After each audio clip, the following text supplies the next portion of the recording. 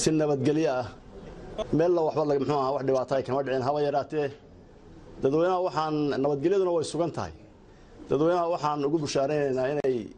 nabadgelyadu sugan tahay xuduudaduna u xidhan yihiin inay si kalsooniya ku codeeyaan oo iyagoo muxuu ahaa aan wax dareenaya wax dhibaato ah qabin hawlihii nabadgelyo aan halkan umiyay shaqadii qaranka ay ahayd doorashada dhammaan goobihii doorashada waxay u socdaan sidii wanaagsaneed ee waafaqsaneed nidaamka dawliga ah dhammaan ciidamadan iyagoo heegan ku jira gudanaya waajibaadka qarannimo ee difaaca dalka haddana goobihii ay ka gudanayeen waajibaadkoodii si wanaagsan bay ugu jiraan goobaha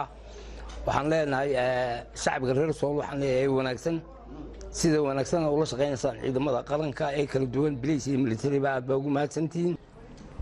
محمد شقلة Universal TV laascaanood guddiga doorashooyinka ee Somaliland ayaa fiidnimadii Isniintii waxa ay ku dhawaaqeen inay soo dhamaatay guud ahaanba codbixintii doorashooyinka madaxweynenimada ee Somaliland iyadoo goobaha codbixintu rasmi ahaan ay xidhmayeen markii saacadda Afrikada Bari ay ahayd 6dii fiidnimo warbixinta waxa inoo haya wariyahayaga Cabdirashiid Cabdiwahaab komishanka doorashooyinka ee Somaliland oo goor dhaweyd warbaahinta kula hadlayay magaalada Hargeysa ayaa waxa ay sheegeen in 6dii maqribnimo ee caawa la soo gabagabeeyay goobaha codbixinta doorashada madaxtooyada Somaliland oo soo bilaabantay 6dii subaxnimo waxaana arintaasi ka hadlay gudoomiyaha komishanka doorashooyinka Somaliland Cabdiqaadir Iimaan Warsame iyo afhayeenka komishanka Somaliland Saciid Cali Muuse oo sheegay in si nabadgelyo ay ku soo dhamaadeen waxaan idinku bishaareynaa in waqtigan aynu taaganahay ay noo soo dhamaatay codbixintii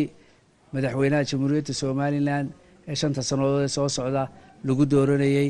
qaranka oo dhanina maanta heegan ahaa hambaliyana aan qaranka oo dhan u dirayno waajibaadkii way guteen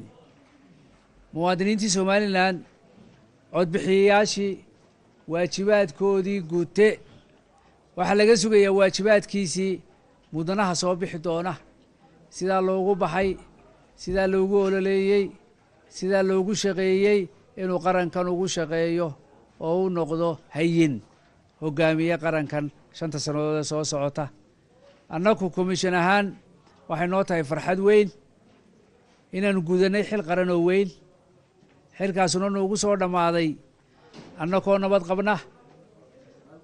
wararkii ugu dambeeyay waxay noo sheegayaan goobaha qaarkood inayba ka bilaabatay tirintii oo mar hore 6dii markii la gaadhay oo daqiiqada ka joogno la xidhay waa goobihii aan safku markaasi taagnayn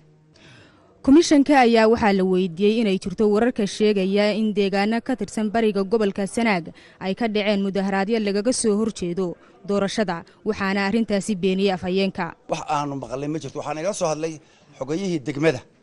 ayaan la hadlay Ismaaciil la yiraahdo iyagoo hadda bilaabay inay xidhaan deetana ay tirsigii bilaabaan wax ka dhacayaan maqlayna ma dhinaca kale komishanka ayaa waxa ay sheegeen inay jiraan cabashooyin ka yimid xisbiyada balse ay xaliyeen komishanku meesha hadduu tacab yaallo hadday shaqa taallo waxa imanaya isku dhac way imanayaan iska horimaad way imanayaan laakiin waxa weeyaan xal ma lagu raadiyey xisbiyadu hal xisbiyoon maaha 3 xisbiyo way cabanayeen waxyaabo kala duwan bay ku cabanayeen waxyaabo kala duwan bay noo keenayeen dacwooyin kala duwan bay noo keenayeen waanu xalilaynay waxaan se ku kalsoonahay hadda halkaasoon fadhino inaanu dhammaan ama badankoodii xalilnay wixii ay ku kala cabanayeen xisbiyadu xamdi xaaji Oktoobar telefishinka caalamiga ah ee Universal Hargeysa meelaha dhibaatooyinka aadka weyn ay ka geystaan kooxaha xagjirka ee dalka Soomaaliya waxa ugu weyn magaalada Muqdisho oo dhibaatooyin badan ay ka soo gaaraan qaraxyada loo tirinayo kooxaha xagjirka ayaan haddaba lahayn bangiga dhiigga lagu kaydiyo arrintaasi oo la sheegay inay dhibaato weyn ku tahay sidii loo gargaari lahaa dadka waxyeeladu ay ka soo gaadho weeraradaasi wariyahayaga Cabdicasiis Ibraahin Okay ayaa warbixintan inoo haya waa halis inteeda la eg haddii aad ku dhaawacmato magaalada Muqdisho in durbuba lagu helo dhiig kugu nooc ah haddii la helana waa waqti talo farahu ka baxday tani oo muujinaysa in dalku aanan lahayn bangi dhiig oo dhibaatooyinkan oo idil xal u noqon lahaa dhiig la'aanta guud ahaan waddanka ka jirta dad badan ayaa u geeriyooda kuwaasi oo dhaawacyadu marka ay soo gaaraan aanan helin adeeg dhiig oo kaydsan meel oo la dhahayo mataqaanaa war meeqa intaa balaad gruubkiisa qaadid oo markaa ogaatid balaad gruubkiisa aad dhehaysid war b plus ama b minus oo dhiiggiis waaye intaasoo xaba iga soo qabo oo meel kayda kuugu jiro ma jiro dr maxamed yuusuf agaasimaha cisbitaalka madiina waxa uu tilmaamay in baahi badan loo qabo in la helo bangi dhiig si loo badbaadiyo halis kasta oo nafta bini'aadamka ku timaada qaar kale waxaa jiro dhiig la-aan u dhinto oo la yidhaahdo baabkan negativeska la yidhaahdo oo soomaalida aad iyo aad yani aad iyo aad naadir ugu ah dhif ah oo aan la arag dhaawacyada noocaasitoodna waa u badan yihiin dhiigag caadi ah oo qof u shubaysa aysan jirin markaasna annaga filinjeerka oo noogu jirin na waa jiraan waxaa loo baahan yahay waxaa waaye kaydadka dhiigga noocyadooda oo dhan meel lagu kaydinayo oo bangi dhiig ah bangi dhiig waxaa noogu dambeysay dowladda dhexe ee hore markay jirtay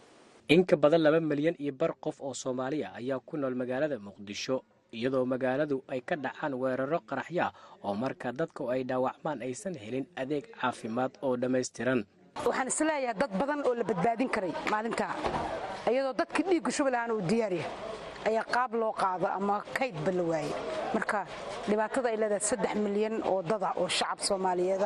meel ay ku nool yihiin haddana aan lahayn kayd bangiga oo dawladdu ay gacanta ku hayso maamulayso isbitaalka marka laga reebo Madiina ma jiro anigu marka waxaan isleeyahay waa ahmiyad u baahan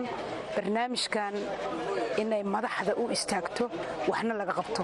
kasokow in Soomaaliya aysan lahayn bangi dhiig oo kayd ah oo dadka lagu badbaadiyo waxaa jira dhalinyaro dhaqaatiir ah u kacay dadka inay dhiigga u shubaan fikradani waxa ay ku dhalatay dhalinyaro Soomaaliyeed marka ay goobjoog u noqdeen dhowr dhacdo oo xanuun badan sida dad u dhimanaya dhiig la'aan awgeed waxayna iyagoo dhibtaasi ka damqanaya abuureen ururka dhalinyarada dhiig bixiyaasha Soomaaliyeed oo halkudhigiisu uu yahay dhibic dhiig ku badbaadi naf u baahan runtii aad iyo aad tiro badan ayaa jirto oo dhibic dhiig ah darteed u dhimatay ma jirin bangi dhiig oo ay dawladda ama gaar ahaan wasaaradda caafimaadka ay leedahay marka baahida loo qabo dhiigga oo aad u badatay ayaa nagu kaliftay inaan aasaasno Somali Blood Donation Volunteers wasaaradda caafimaadka Soomaaliya oo qaabilsan howlaha caafimaadka dalka ayay dad badan aaminsan yihiin inay ka gaabisay hirgelinta bangiga dhiigga dalka mana muuqata kaalintii ku aadaneed arintani agaasimaha cisbitaalka Madiina ayaa sheegay in aysan samayn karin kayd dhiig balse ay helaan dad mutadawacnimo oo diyaar ah in ay dhiigooda ku deeqaan 14 October laakiin hal waxaad wadatay dad weynii soo kacay oo midoobay donoriska noo yimid meelan kala geynaan weyn laakiin dhiig inta lagu shubaa in la helo waa meel dhiig lagu shubaa anaga waa qabnaa filjero kuwa ugu waaweyn aan qabnaa anaga waa noo bixisay meel lagu shubo dhiig yaan rabaa waa in la helaa bangi dhiig Cabdicasiis Ibrahim Axmed Oke TV-ga Universal magaalada Muqdisho wali waxa sii socda dadaalka lagu doonayay in lagu caawiyo dadkii waxyeeladu ay ka soo gaadhay weerarkii qaraxa ahaa ee aadka xoogga u lahaa bishii aynu ka soo gudubnay Oktoobar ka dhacay magaalada Muqdisho deeqaha hadaba la gaarsiiyay dadkii waxyeeladu ay ka soo gaadhay weerarkaasi ayaa waxa kamid ah deeq ka timid maamul goboleedka Puntland Cabdinaasir Maxamed Cali ayaa warbixinta noo soo diray deeqdan lacageed oo ka timid shacabka iyo maamulka Puntland ayaa maanta loo qaybiyay caruurta waalidiintooda ay ku geeriyoodeen qaraxii 14 Oktoobar ka dhacay magaalada Muqdisho qoysaska deeqdan lacageed loo qaybiyo qaarkood ah caruur aqoon ah ayaa waalidiintooda iyo hanti ay lahaayeenba ku waayay qaraxaasi guddi culimo oo qaarkood ka yimid Puntland qaarna ku sugnaa magaalada Muqdisho ayaa deeqdan qoysaska u qaybiyay Sheekh Cabdulqaadir Soomo oo guddiga culimada kamid ah ayaa faahfaahiyay cadadda lacagta iyo qoysaska maalintii labaad la siiyay cunug kasta waxaa la siiyay $300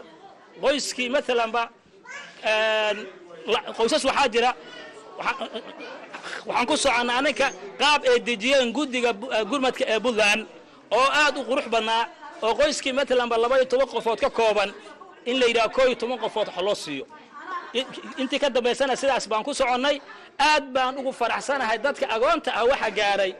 aad baan ugu faraxsanahay juhdiga ay bixiyeen guddiga gurmad qaran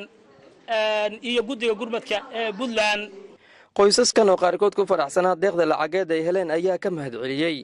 waxaa la iga soo siiyey meesha 2,100 lacag meeqa lagu soo siiyey 2,100 ay ma kaafisa nolosha reerka ma sha Allah waan wadi ma sha Allah intii oo yaro noo gaartay khayr Allah si ayagana way qof nolosha 7 caruur ah. bismillaahir rahmaanir rahiim magacayga waa Samsam Saxardiid odayga iga dhintay qaraxi Soobe Maxamed Cabdi Xuseen 3 wuxuu qabanay tubisto ahay $3,000 iigu deeqeen ilaahay ajri xasanaadka ka siiyo ninka agoon wax siiyo asaga ilaahay ugu horeeyay 13 ciyaal oo asaga ka tagay haddana xaamil ahay noloshooda kale ilaahay ka warqabo waxay ku noolaan doonaan ma sheegi kari laakiin hadda wax u maqan ilaahay u maqan.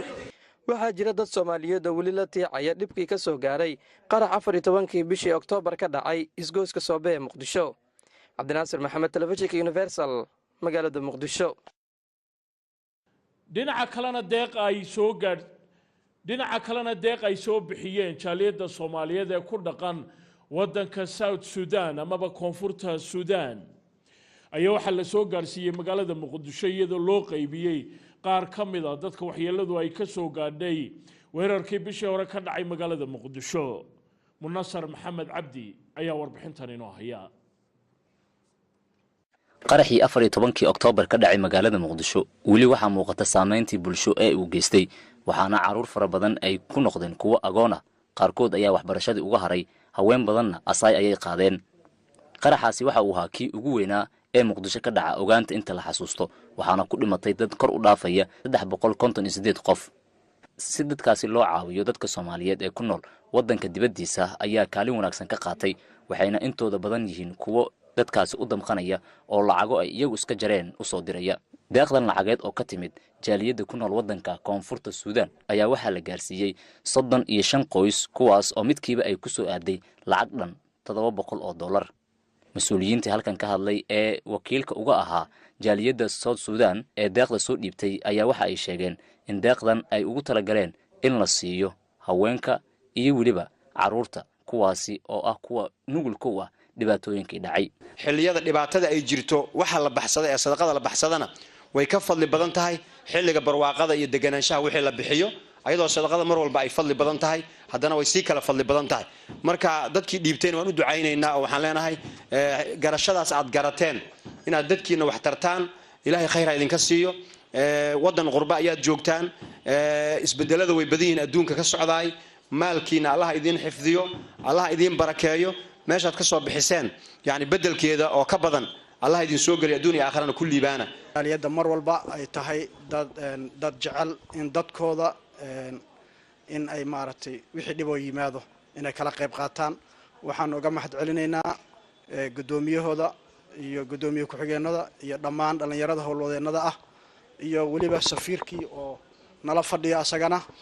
koonfurta South Sudan. runtii waa dad isku xiran jecel wanaaga marka waxaan dhihi lahaa ha loo duceeyo ayagana in wada jirkooda iyo isjacaylkooda iyo waxqabadkooda in Ilaahay subxaanahu wa ta'aala uu mar walba uu ka dhigo mid midaysan oo waxtar ah. dhalinyarada maanta timid ee lacagtii soo qaaday ay aruuriyeen oo bartaa laga bilaabay marka waxaan rabnaa wax walba inugu dhaca aakhiro waa la weydiinayaa qof walba mas'uuliyad baa saaran. warintaad adduunka joogtay mawaaqifta dadka mideeya ee ka shaqaysay maxay ahayd iyo midda dadka kala qaybisay ka shaqaysay maxay ahayd wixii Ilaahay ku siiyay kugu soo dhiibay sidii ugu fiicnaa ma u bixisay mise waad ka baqaysay oo doon baa la degtay iyagoo intaasoo milyan soo raranta. intaa yartee la keenay waa ognahay inaynan waxba ka tari karin dhibaatada dadka soo gaadhay laakiin waxa weeye waa xusuus walaalka inuu ku xasuusto iyo inuusan ku xasuusan waa ku kala duwanta. annaga xasuus bay naga tahay ana laga raalli ahaado mana idin hilmaami doono waa daba socon doonaa ilaa agoonta looga samaynayo meel ay wax ku bartaan. dadaalka dadkan Soomaaliyeed ay ku bixinayaan in walaalahooda dhibaataysan ay caawiyaan ayaa wax badan ka bedelay nolosha qoysas fara badan kuwaasi oo dhibaato ay ka soo gaartay qaraxaasi cuslaha ee Muqdisho ka dhacay 14 Oktoobar. waxaana caruur badan ay noqdeen kuwa dib u bilaabay waxbarashada markii ay dad Soomaaliyeed oo ka damqaday dhibaatada qoys ahaan soo gaartay ay lacag soo gaarsiiyeen. Munasar Maxamed Cabdi, Universal TV, Muqdisho. inkastoo dhibaatooyin aada u waaweyn ay ka jiraan magaalada muqdisho oo ay ka mid yihiin weerarada ay geystaan kooxaha xagjirkaahi haddana magaalada muqdisho ayaa waxaa la sheegayaa inay sii badanayaan dadka isticmaala goobaha jimicsiga loo tago ee caafimaadka lagaga shaqeeyo haweenka ayaa lagu soo warramayaa inay qayb weyn ka yihiin dadka isticmaala goobaha sidaasi ah wariyahayaga cabdinaasir maxamed cali ayaa warbixinta noo soo diray jimicsiga oo ay sameeyaan haweenka waa arrin ku cusub muqdisho laakiin Zahra Maxamed Ismaaciil oo ka mid ah haweenka Soomaaliyeed ee waqti ku noolaa dalka dibadiisa ayaa hadda muqdisho ka hirgelisay xarunta jimicsiga dumarka Duniya Cabdi Xuseen waxa ay jimicsiga halkan ka bilowday muddo hadda laga joogo 3 bil iyo ka badan maalintii halkan imaanaysay sida ay sheegtay culays badan ayay ahayd laakiin muddadaas oo waqti dheer bixisay waxa ay isaga riday miisaan dhan 30 kiilo marka naadigan marka iska qorayay sanadka hore ahayd marka yani aadan u buurnaa aniga waxaan 90 kiilo ahaa hadda laakiin 60 kiilo noqday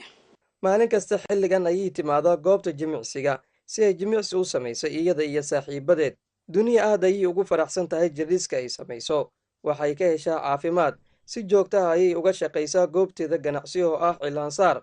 hadda dhib badan kuma qabto shaqada oo saacado badan la fadhiyo sababtoo ah shaqada kadib jimicsi ayay samaysaa saaxiibadeed oo iyagana jimicsiga sameeya ayaa ku taageera inaysan ka harin oo maalin kasta ay soo raacaan marka yani riyaadiyaadkan aadan yani uga helaa yani farxadna waa ka dareemay iyo jir qurux badan iyo caafimaadba yani inaan caafimaad u soo galay maadaama ay tahay shaqadeeda yani beauty hair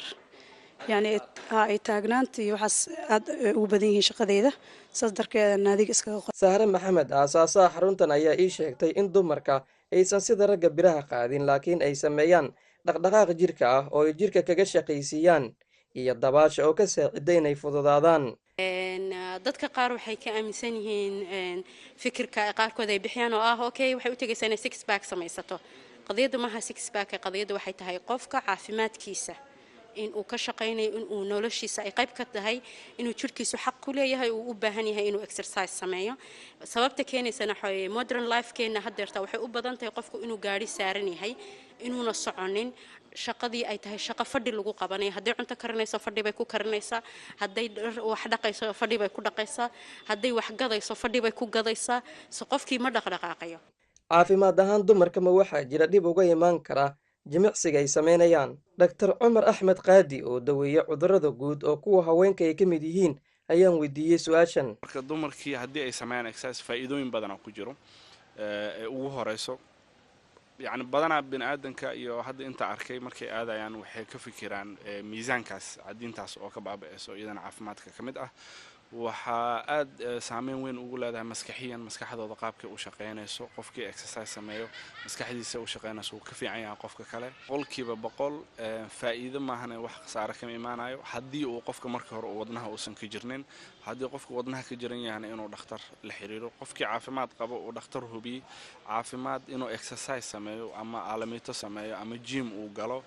waa shay 100% aan kula talinayo bukaanadeedna badanaa uu sheegay in miisaanka dhimaan iyo inay exercise sameeyaan diin ahaan shareecada islaamka maxay ka qabtaa in dumarku ay sameeyaan jimicsiga Sheekh Salaad Cantoob Xasan oo imaamka masjid ku yaala Muqdisho ayaa sharxaya dumarka way sameyn karaan jirdhis kaliya loo maro nidaamkii sharciga ahaa yani meel gaar ah oo dumarka gooni u ah in cawradoodu ay asturaan xaqiiqatan markii laga hadlayo arrimahaasna waa arrimo qofka bini aadamka wax u tarayo oo yani diinta islaamkana aysan xaaraantinimeeyeen Cabdinaasir Maxamed Telefishinka Universal magaalada Muqdisho wararka ka imanaya degmada Caabud Waaq oo ka tirsan gobolka Galgaduud ee dalka Soomaaliya ayaa sheegaya in xarako weyn oo dhinaca ganacsiga ay ka jirto magaaladaasi xarakadaasi ayaa waxa la sheegayaa inta badan in ay ka dhalatay iyadoo ay iskaashanayaan oo ganacsiga ay isu gaashaan buuraysanayaan dad fara badan oo deegaankaasi oo qurba joogtuna ay ka mid yihiin wariyahayaga Mahad Xasan Diini ayaa warbixinta gaarka noo soo diray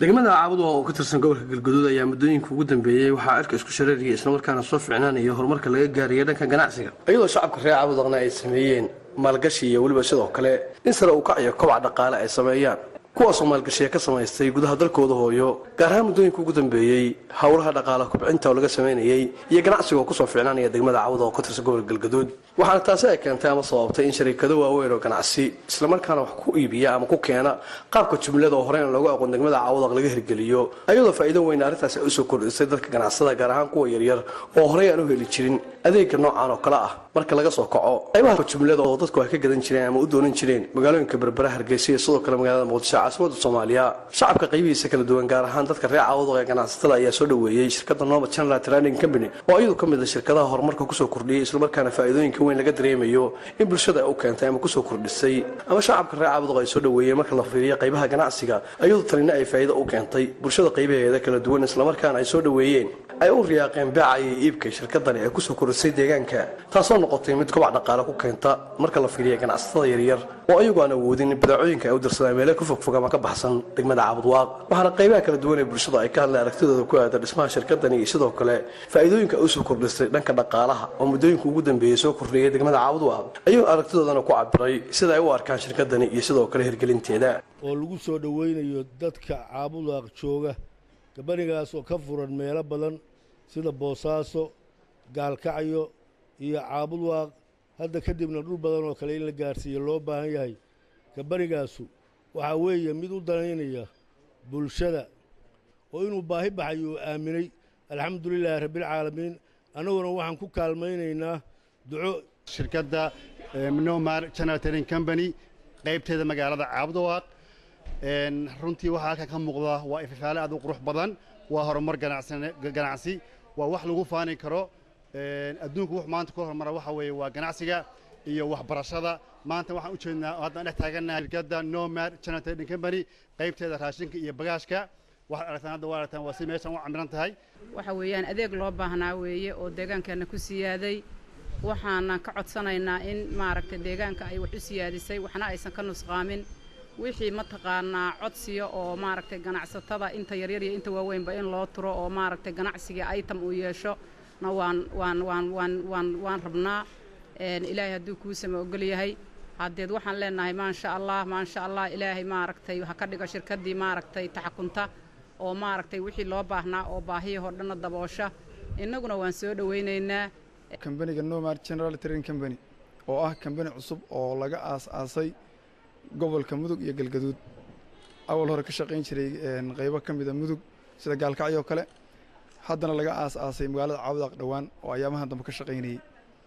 kambaniga wax yar oo faahfaahin hadda idinka siiyo walaalayaal wuxuu ku saabsan yahay ganacsi guud oo ummaddu ay u baahan tahay inuu keeno wadamo kala duwanna ka keeno maadaama bulshadu ay baahi u qabto inay hesho maciishad jaban oo ay interest ka heli karayso oo ay faa'iido ka heli karayso oo qofka aanay markasta u masaabaxaynin inuu safaro dheer u galo waxyaalo yaryar oo u baahan yahay oo ganacsigiisa uu ku horumarin lahaa ayaan waxaanu isu xilqaanay inaanu keenno adeegyadii uu meel fog u raadsan lahaa oo qiimahooduna jaban yahay magaaladoodiina ay ka heli karaan Maad Xasan Diini telefishinka caalamiga ah Universal Cabudwaaq mudanayaasha aqalka hoose ee baarlamaanka Soomaaliya ayaa isniintii maanta ahayd meel mariyay hindise sharciyeed lagula dagaalamayo musuqmaasuqa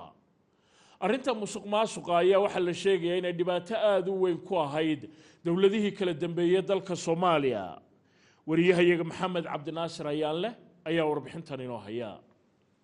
kulanka ay maanta ku yeesheen xarunta golaha shacabka xildhibaanada baarlamaanka Soomaaliya ayay ku ansixiyeen sharciyeedka dhismaha guddiga madaxa bannaan ee la dagaalanka musuqmaasuqa xildhibaanada ayaa cod u qaaday sharciyeedkaasi dhismaha guddiga madaxa bannaan ee la dagaalanka musuqmaasuqa waxaana ogolaaday 141 mudane gudoomiyaha baarlamaanka federaalka Soomaaliya Maxamed Sheekh Cismaan Jawaari ayaa halkaasi ka hadlay isagu ku dhawaaqay habkay u kala codeeyeen xildhibaanada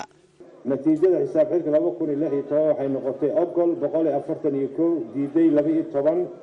aamusayna 3 iyadana waa ansaxday